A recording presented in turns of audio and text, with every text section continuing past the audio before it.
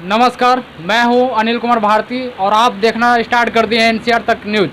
मैं इस समय मसौरी में हूं और मसौरी की धरती से एक रंजन कुमार प्रत्याशी हैं जो कि पाटलिपुत्र लोकसभा संसदीय क्षेत्र से चुनाव लड़ने के लिए तत्पर हो चुके हैं। इनका नॉमिनेट भी किया गया है। शायद 13 मई को इनका नॉमिनेशन हुआ है और आज इनका सिंबल भी मिल चुका है। तो हम जानने का प्रयास करते हैं कि रंजन कुमार चुनावी माहौल में आए हैं तो इनका मार्केट में क्या वैल्यू है और जनता के प्रति ये अपना क्या सजेशन देना चाहते हैं। तो सबसे पहले रंजन कुमार जी, आपका मेरे चैनल में स्वागत है। सबसे पहले तो इस चैनल के माध्यम से जितने भी श्रोता जो सुन रहे हैं, पब्लिक जनता जो देख रहे हैं हमें, उन सबको और आपके इस चैनल को बहुत बहुत धन्यवाद। और हम अभी जो है से पाटलिपुत्र लोकसभा संसदीय क्षेत्र से मैं अपना नामांकन किया हूँ। मेरा नाम हुआ रंजन रविदास और मेरा मुद्दा जो है पब्लिक में मैं अपने मुद्दा को लेकर के जा रहा हूँ। मेरा मुद्दा है शिक्षा, स्वास्थ्य और रोज़गार। आज जो है इस देश में गरीब जो है और गरीब होते जा रहा है और अमीर जो है और अमीर होते जा रहा है। और रही बात शिक्षा के, तो शिक्षा का जो है से इस देश में निजीकरण हो रहा है, जिसके कारण जो है से गरीब के जो बाल बच्चा है, जो मेहनत मजदूरी करने वाला का बाल बच्चा है, वो शिक्षा से वंचित होते जा रहा है। तो मैं चाहता हूं कि इस देश में सामान्य शिक्षा नीति लागू हो और एक ही स्कूल में, एक ही बेंच पे गरीब का भी बच्चा पढ़े और अमीर का भी बच्चा पढ़े। आज जो है शिक्षा के क्षेत्र में सरकार का कोई ध्यान नहीं है। अगर शिक्षा का क्षेत्र में अगर कोई ध्यान रहे, लगता है अगर सरकार को कि शिक्षा भी जो है सबको सामान्य शिक्षा मिलना चाहिए, तो जो सरकारी टीचर है, चाहे डीएम है, चाहे जो भी है सरकारी जो पदाधिकारी है, सब लोग अपना जो है सरकारी स्कूल में अपने बच्चों को भेजे। एकदम अपने आप जो है से शिक्षा व्यवस्था ठीक हो जाएगा। और बात रही रोज़गार को, तो रोज़गार के जहाँ तक सवाल है, उसमें क्या है कि बड़े बड़े जो बिजनेसमैन हैं उनको जो है सरकार द्वारा करोड़ों करोड़ रुपया लोन के तौर पर दिया जाता है बिजनेस के लिए। और वो लोग शो करते हैं कि मेरा बिजनेस जो है से घाटा में चल गया, तो उनका पूरा लोन जो है से माफ़ हो जाता है। लेकिन आज हमारे गरीब गुरबा लोग, उनको जो है सरकार द्वारा होता है कि आपको भी लोन हम देंगे, लेकिन आप जो है से आपको मिनिमम 6,000 रुपये का आय होना चाहिए, तब आपको लोन मिलेगा। तो बताइए, 6,000 रुपया आज के दौर में एक लेबर भी जो है ना कमाता है तो 300 रुपया डेली कमा लेता है, तो होता है 9,000 रुपया। आज हम उसका आय प्रमाण पत्र बनाने के लिए अगर ब्लॉक में जाते हैं तो वहाँ से गरीब गुरबा के भगा देता है, कहता है कि तुम क्या करते हो, अगर मजदूरी भी करते हो तो तुमको 6,000 का जो है नहीं मिलेगा सर्टिफिकेट।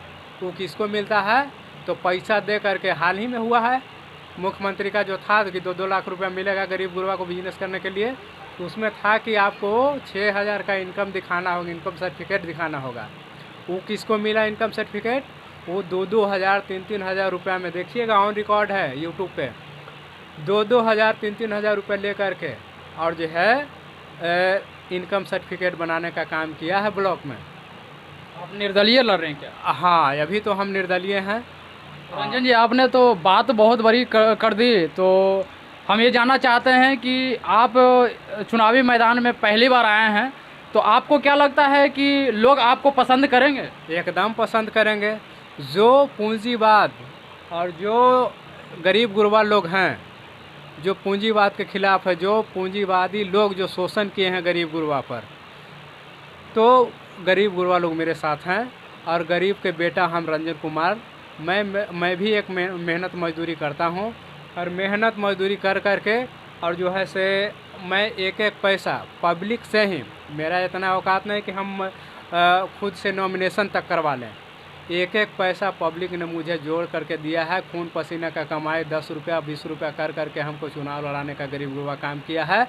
तो हमको पूर्ण भरोसा है कि गरीब गुरबा हमको वोट करेगा और हमको संसद में भेजेगा, ताकि उसका आवाज़ बन के हम संसद में गूंजे और उसको आवाज़ उठाएं। आप पब्लिक को कहीं धोखा तो नहीं दे रहे हैं ना? नहीं नहीं, ऐसा नहीं है कि हम धोखा देंगे। क्योंकि बहुत सारे लोग यहाँ पे आते हैं, जब अपना अस्तित्व बनाने की बात होती है, अपना कुर्सी बनाने की बात होती है, तो बहुत बड़े बड़े बात करते हैं, और बात करने के बाद जब उनको मिल जाता है तो वो कहीं ना कहीं मुकर जाते हैं। तो अभी के जनता, हमारे गरीब भाई बहुत भोले भाले हैं, और लोगों ने बहुत लूटा है और आज तक लूटते आ जा रहा है।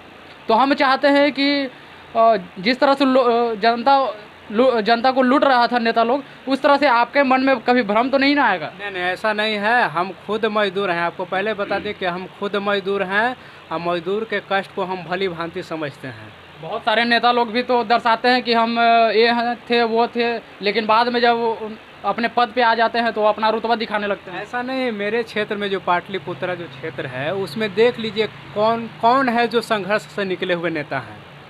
बता दीजिए एक और कोई का नाम। सब लोग जो हैं उत्तराधिकारी हैं। किसी को क्या पता है गरीब का दुख क्या होता है। एसी से निकलेंगे बस 10 मिनट के लिए। आज दलित बस्ती में जाइएगा, नली गली का समस्या है, वहाँ पे वो लोग 2 मिनट से ज़्यादा नहीं टिक पाएंगे। लेकिन ये गरीब का बेटा धूप में, छाँव में, सब जगह चलने के लिए तैयार है।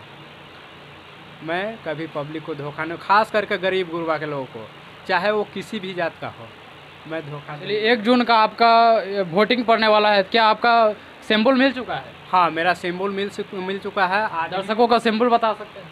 आज क्रमांक संख्या तो नहीं, लेकिन सिंबल जो है से मिल गया है। मेरा सिंबल है अलमारी छाप। अलमारी छाप। तो मार्केट में आप उतर रहे हैं, आप अपने प्रचार प्रसार के लिए, तो जनता का व्यू क्या है? जनता बढ़िया है, जनता का है व्यूअर मेरे पक्ष में है। सर, रंजन कुमार जी जिस तरह से बोल रहे हैं, आपको क्या लगता है कि ये अपने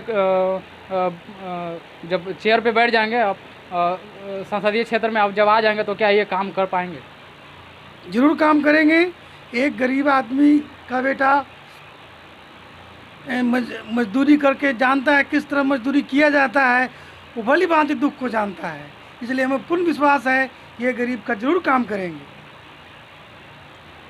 तो हम जानना चाहते हैं आपसे कि अगर आप इस क्षेत्र में आए हैं, अभी तो बाई चांस ही लोग आपको जानते होंगे, लेकिन अगर आपका फेस वैल्यू बन जाता है, शायद आप आ जाते हैं, भगवान करे, चूँकि आप गरीब का बेटा हैं और हम भी गरीब के बेटा हैं, अगर आप गरीब तबके से उठ करके अगर आते हैं, तो कहीं ना कहीं हमें भी भरोसा है कि आप कम करेंगे ही, और निश्चित करना भी होगा, क्योंकि आप गरीब के बेटा हैं और आपको लोग पकड़ पकड़ करके काम करवाएगा ही, क्योंकि हर लोग के पास नहीं पहुंच पाएंगे, लेकिन आपके पास रियल में पहुंचेंगे। तो आप उससे ज़्यादा अगर सोच समझ करके अगर काम करना चाहते हैं, अगर करेंगे भी, तो हो सकता है कि उससे ज़्यादा भी आपको अच्छा पोस्ट मिले और लोग बहुत ज़्यादा सहमति में आकर के आपको वोट करें, और आप इस क्षेत्र में एक जाने माने सा पहचान बना दें और हमेशा आप ही का नाम आए, है ना? तो इस मैटर पे आप क्या कहें? सबसे पहला बात है कि राजनीति जो है हमारा कोई शौक़ नहीं है। हमको ये नहीं कि हमको मंत्री बनना है, विधायक बनना है, पर राजनीति हमारा जिद है। जब हम देखते हैं ऑफिस हो, थाना हो, ब्लॉक हो, जब गरीब गुरबा को देखते हैं कि एक जाति आवासीय एक एप्लीकेशन देने के लिए भी जो है ना, उसको 10 रुपया 50 रुपया घूस देना पड़ता है। बेचारा अगर उस घूस को अगर ना दे तो पता ना उसको जो है ना सर्टिफिकेट लेने के लिए, एप्लीकेशन देने के लिए कितना बार चप्पल घिसना पड़ता है। तो हम इस दुख को देखे हैं, और जिस दिन मैं पाटलिपुत्र संसदीय क्षेत्र से अगर उम्मीदवारी तो दिए हैं, अगर जीत जाते हैं गरीब गुरबा के आशीर्वाद से, तो ऐसा नहीं चलेगा। शोषण करता भी रहेंगे, शोषण भी होगा, लेकिन शोषण करने वाला का वो जो हाथ नहीं होगा। मैं आपसे वादा करता हूँ। आपने अभी शिक्षा के बारे में बात कही कि अगर हम आ जाते हैं इस मैदान में तो शिक्षा को सामान्य कर देंगे। क्या आपको लगता है कि आप कर देंगे? एकदम करेंगे। आज क्या जो सर आपको लगता है? जी हाँ, कर देंगे। कैसे आप भरोसा कर रहे हैं इन पे? बहुत भरोसा है इन पे। गरीब आदमी है, गरीब का भला करेंगे। क्या सर लगता है आपको? जरूर करेंगे। इतना बिलीव आप इन पे कैसे कर रहे हैं? हम लोग बहुत दिन से जान रहे हैं इन लोग का। देखिए ये चुनावी मुद्दा है, इसमें जानने से नहीं होता, जान पहचान वाले अपने करीबी ही छुरा मार करके चले जाते हैं, आपको पता होना चाहिए। नहीं, ऐसा बात नहीं है। क्या बात? एक कर्मठ हैं, जुझारू हैं, शिक्षित उम्मीदवार हैं, हमें पूर्ण विश्वास है कि ये काम जरूर करेंगे। चलिए, आप लोग से मिल करके हमें बहुत खुशी हुई और बहुत बढ़िया खुशी की बात है कि मसौरी क्षेत्र से हमारे बड़े भाई अगर यहाँ से चुनावी मैदान में आए हैं तो इनको सपोर्ट करें। और बहुत एक गर्व की बात हो रही है कि मसौरी जैसे क्षेत्र रहमतगंज से उठ करके अगर आगे बढ़ने का प्रयास कर रहे हैं तो आप लोग भाई मिल करके इन्हें सपोर्ट करने का प्रयास करें और लोगों को जागरूक करवाएं और करवाने के बाद इन पे ज़्यादा फोकस करवाएं ताकि गरीब तबके के लोग आज भी गरीब और होते जा रहे हैं, वो लोग कहीं ना कहीं अपने स्तर पे आ सके और अपना शिक्षा के अधिकार को जान सके, अपना रोजगार के लिए सरकार से लड़ सके। तो बहुत बहुत धन्यवाद आपका।